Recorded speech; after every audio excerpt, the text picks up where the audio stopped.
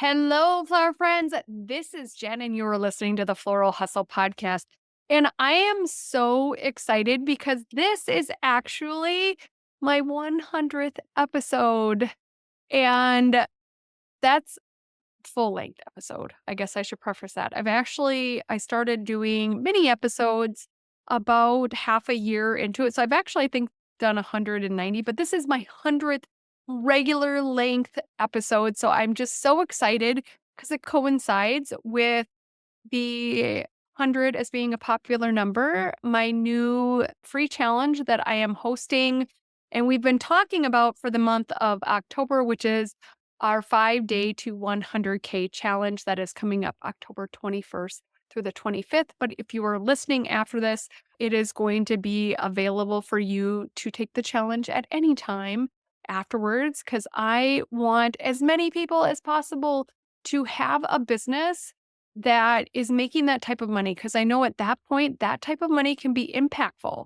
I want you to be able to have the life, the motherhood, the happiness, the everything that having a business that is financially impactful that kind of coincides with that. So today I want to talk about that framework. This is kind of a sneak peek. These topics are definitely going to be dived into in more detail, but I wanted to talk about some of the foundational strategies that I, for one, totally missed the mark on some of these. And for two, these are something that it's just when you get them in place, it just makes things fall in place easier. It makes things feel easier because you have processes, you have things that feel good in your business, you have a plan.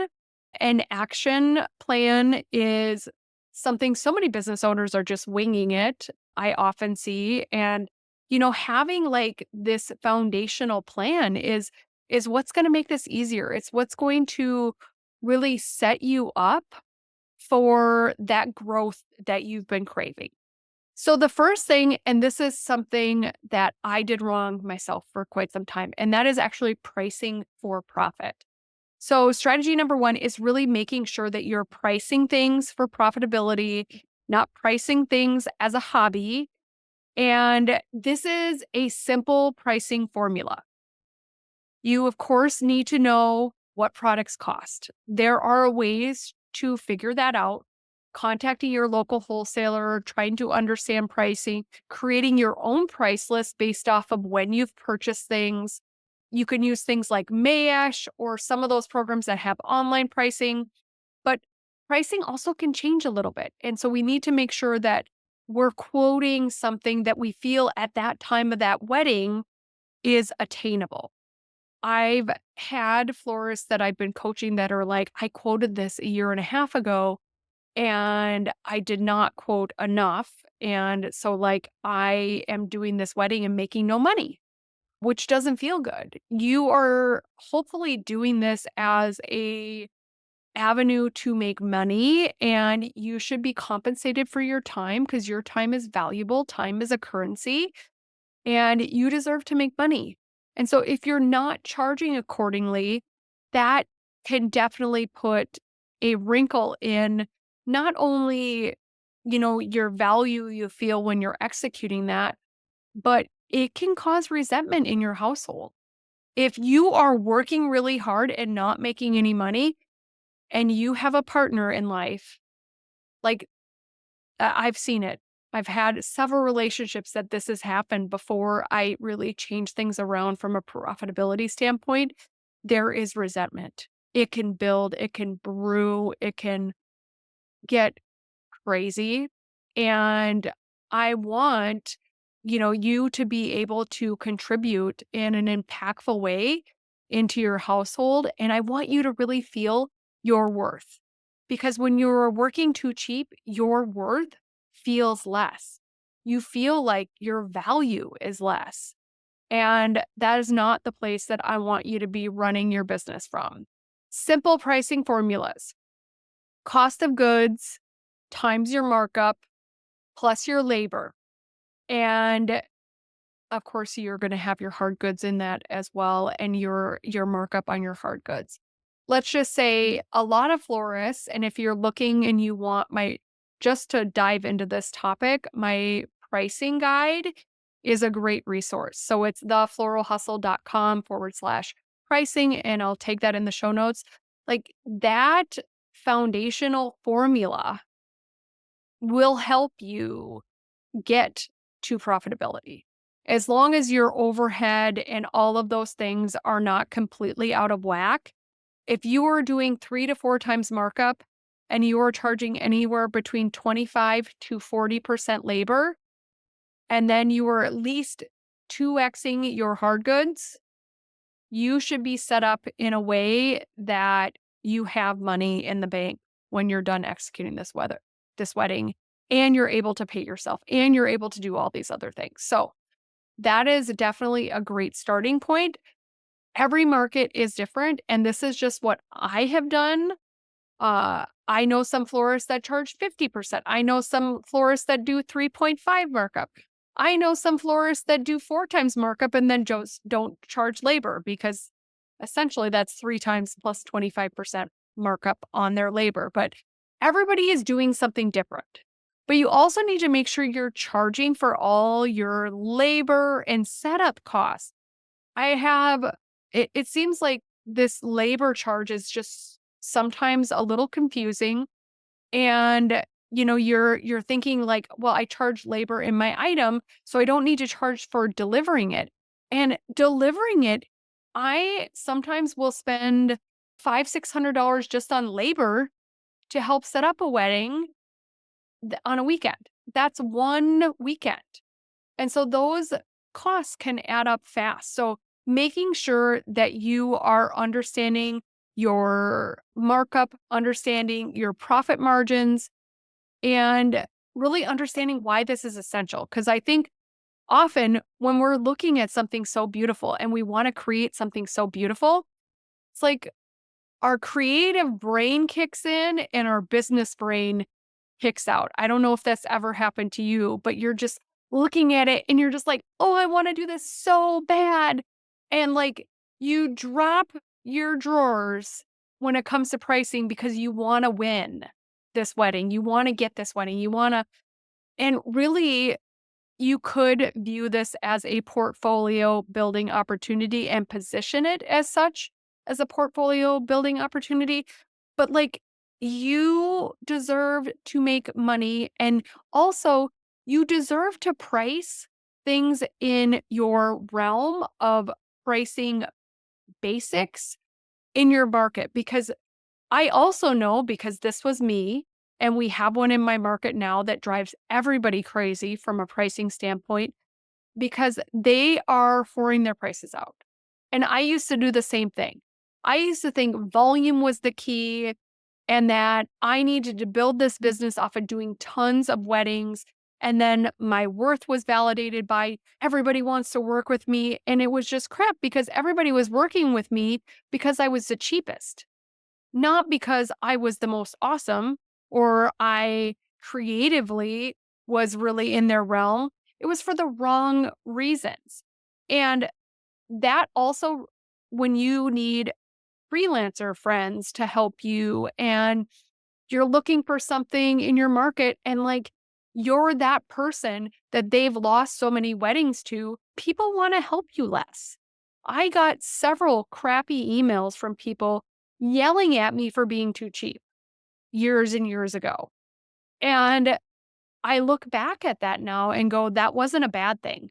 That was probably a wake up call for me that I wasn't doing this right. So in the 5-day challenge, we are going to dive deep on one of the days all about this because if you're not making money, you have a hobby. And I want you to have a business that you're able to pay yourself impactful money.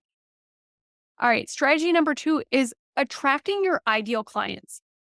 I actually used to just want to help anybody. And I don't know if this is you, like you get that inquiry and you're just like so excited, and doesn't matter if they said that they wanted carnations and baby's breath, you're just like so excited to do a wedding. I now want to make sure that I am doing a wedding, for one, not with a crazy person, because there are those out there, and it is so debilitating for me to have this person who is ungrateful, who is crabby. All of their interactions have negative energy around them. They're just like bitchy. And I don't want to be with those people as clients. I don't want to serve those people because it is exhausting. Nothing is ever good enough. Nothing is ever to, what they want. And if all you're doing is running around trying to please them, it's going to be really hard to please yourself.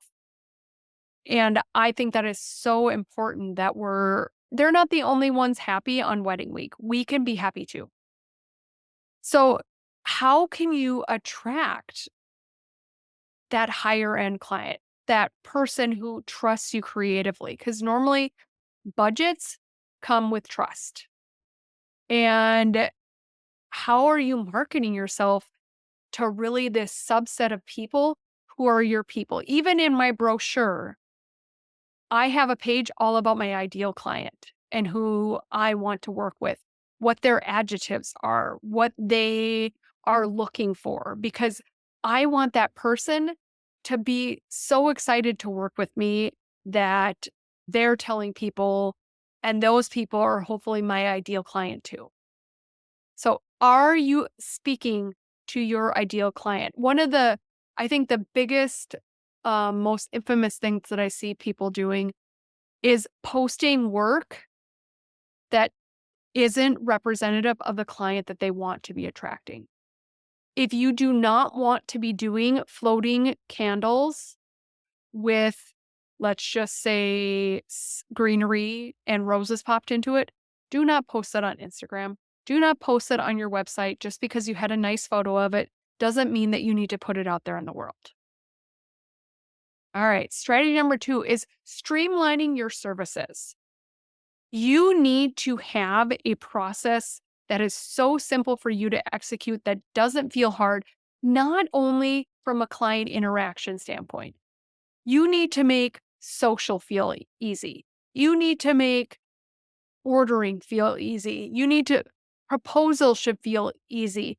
Anytime you are spread too thin and making something hard, your business is not going to feel good and it is not going to be scalable.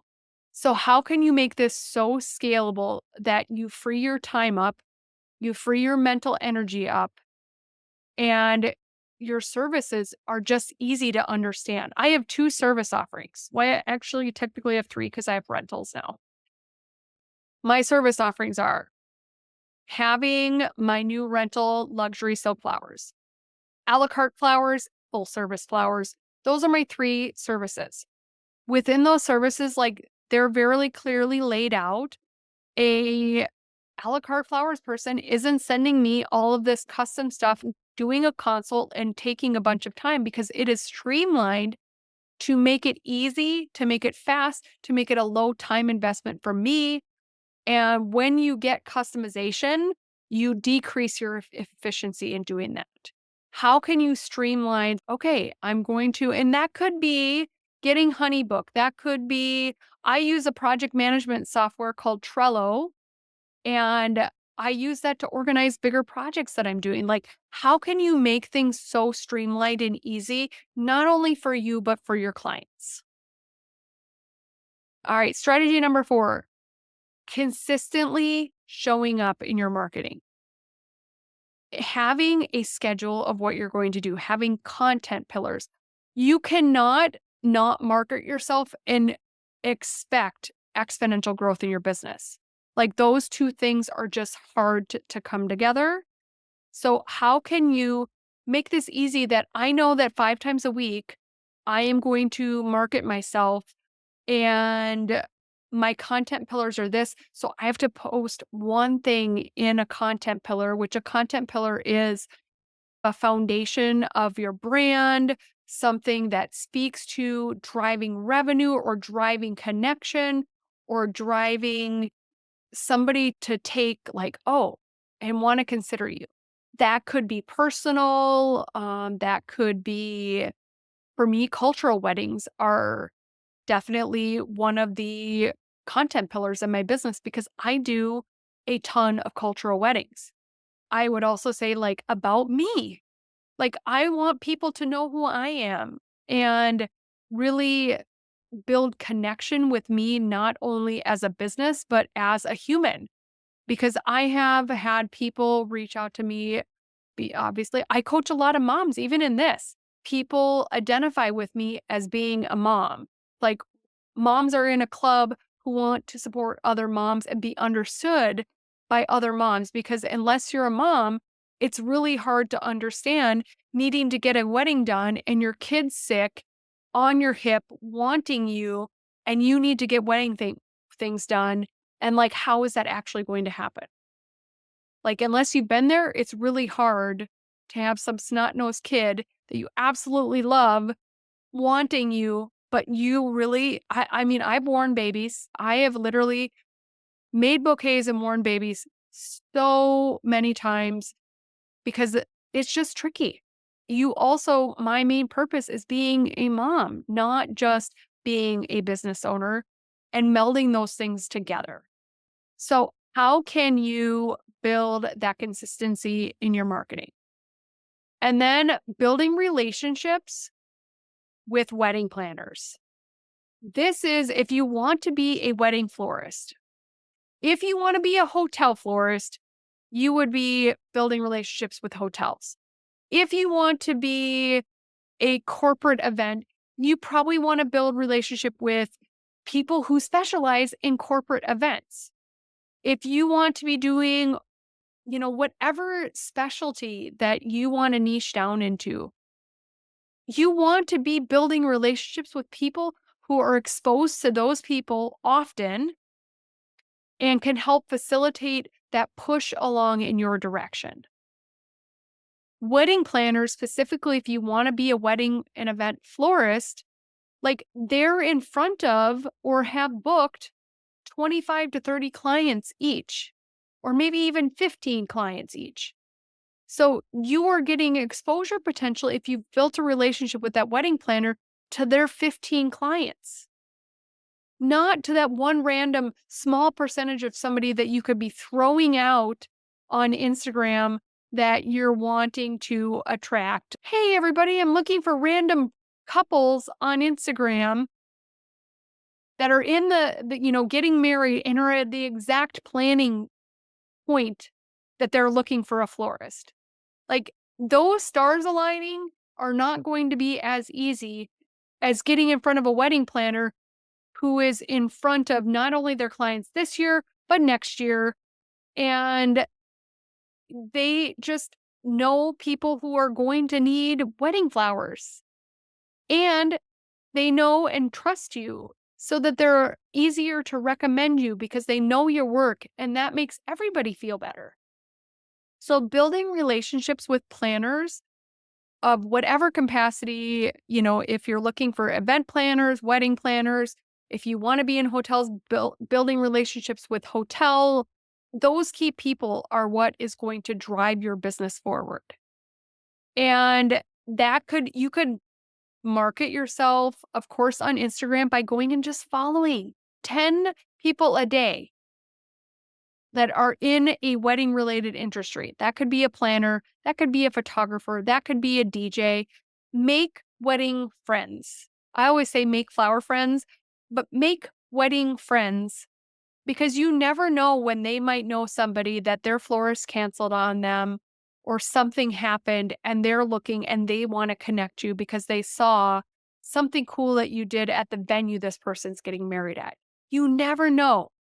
And in the challenge, we're going to be talking about building and nurturing relationships because I do think that, for long-term success, those relationships are critical. My relationships that I have built with wedding planners, event planners, cultural decorators has really grown my business. I mean, 1 year alone, one relationship was $145,000. That was one relationship. I've had weddings that have been $25,000. They've been $20,000, $16,000. 10,000. You never know that value that's going to be brought to you because they're also up leveling. So one of the things we're going to talk about in the challenge is really like meeting other people who are about to have their glow up. If they're at the same level as you from an Instagram following, from an experience standpoint, capitalizing on that almost camaraderie of growing together. I have a well, I've done flowers with them multiple times, but they are a more of an event decorator. So they do like cafe lighting and then like drapery from the ceiling, and they have dabbled in linens, and I have known her for 16 years. From that 16 years, so much has happened. Our relationship has grown, and like I would consider her a good friend, but since then like her life has changed a lot. She bought a farm, and I hosted a workshop there. She just built a wedding venue. I did a styled shoot there. Uh like everybody is growing and changing and evolving, but we started together as baby business owners, like starting this business. She was figuring out all these things. We've along the way just really collaborated as not only friends, but as business people at a same level, women in business. And that relationship, if I think about like all those years ago, has been really giving to me because she is definitely a person who is a forward thinker, who is a progressive thinker, and that's who we want to be around. So if you want to hear all of these strategies in more depth, if you want to really like invest in building like this knowledge about, okay, how do I price correctly? How do I track my ideal client? How do I make things simpler for me? How do I get consistent marketing? And how do I build key relationships? We are going to cover this in the 5 day to 100K challenge, and I would love to have you there. So please hop on over to thefloralhustle.com/100K. I would love to have you. It's going to be live on Zoom. So I would love to see your shining face on Zoom. I always love seeing people because it's just like connecting with people. Like, I love connecting with humans, and I love like understanding where somebody is. And I love having the ability for people to ask questions. So thank you so much for listening, Flower Friend. And thank you so much for 100 full length episodes. This is a big milestone, and I've appreciated every single one of you who has supported me along the way.